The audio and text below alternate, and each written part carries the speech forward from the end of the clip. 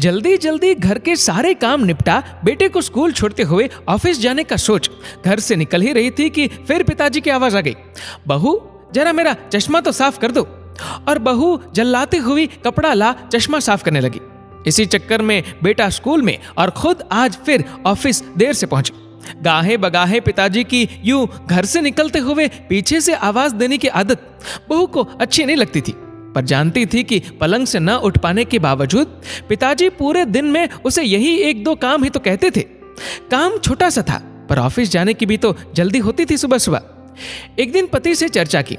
पति की सलाह पर अब वो सुबह उठते ही पिताजी का चश्मा साफ करके रख देती, लेकिन फिर भी घर से निकलते समय पिताजी का बहू को बुलाना बंद नहीं हुआ। दिन बीते, एक समय वो आया कि समय से खींचातानी के चलते अब बहू ने पिताजी की पुकार को अनसुना करना शुरू कर दिया।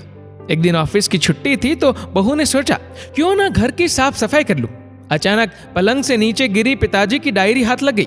उसे पलंग पर उठाकर रखते हुए उत्सुकता हुई कि देखूं तो सही पिताजी सारा दिन क्या लिखते रहते हैं। यही सोचकर यूं ही खोल दिया एक पन्ना।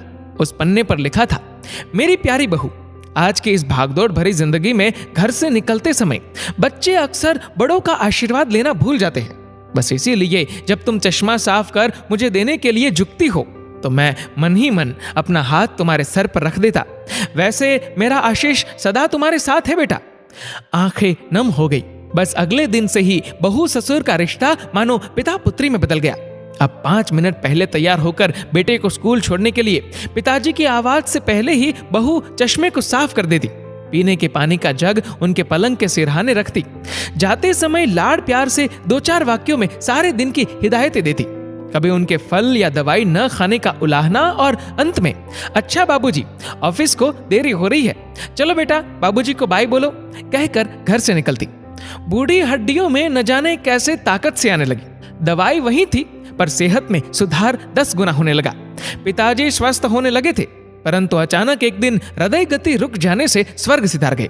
उनके अंत समय में उनके मृतदेह के चेहरे पर संतुष्टि के भाव की भी पूरे परिवार में खूब चर्चा हुई थी।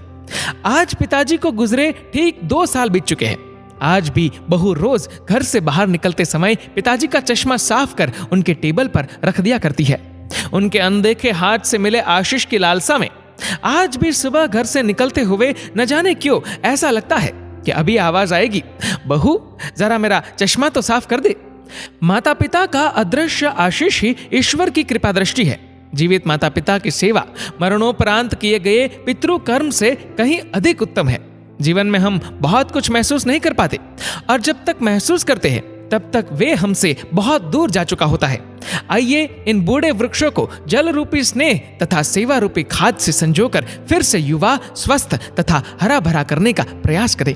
दोस्तों, इस वीडियो को लेकर आपकी क्या राय है नीचे कमेंट करके जरूर बताएगा। और अगर आपको वीडियो अच्छा लगा हो तो इस वीडियो को लाइक करेगा, शेयर करेगा ज्यादा से ज्यादा लोगों तक। और ऐसे ही और भी इंस्पिरेशनल वीडियोस के लिए सब्सक्राइब करें हमारे यूट्यूब चैनल को और फेसबुक पर फॉलो करें हमारे पेज को। धन्यवाद।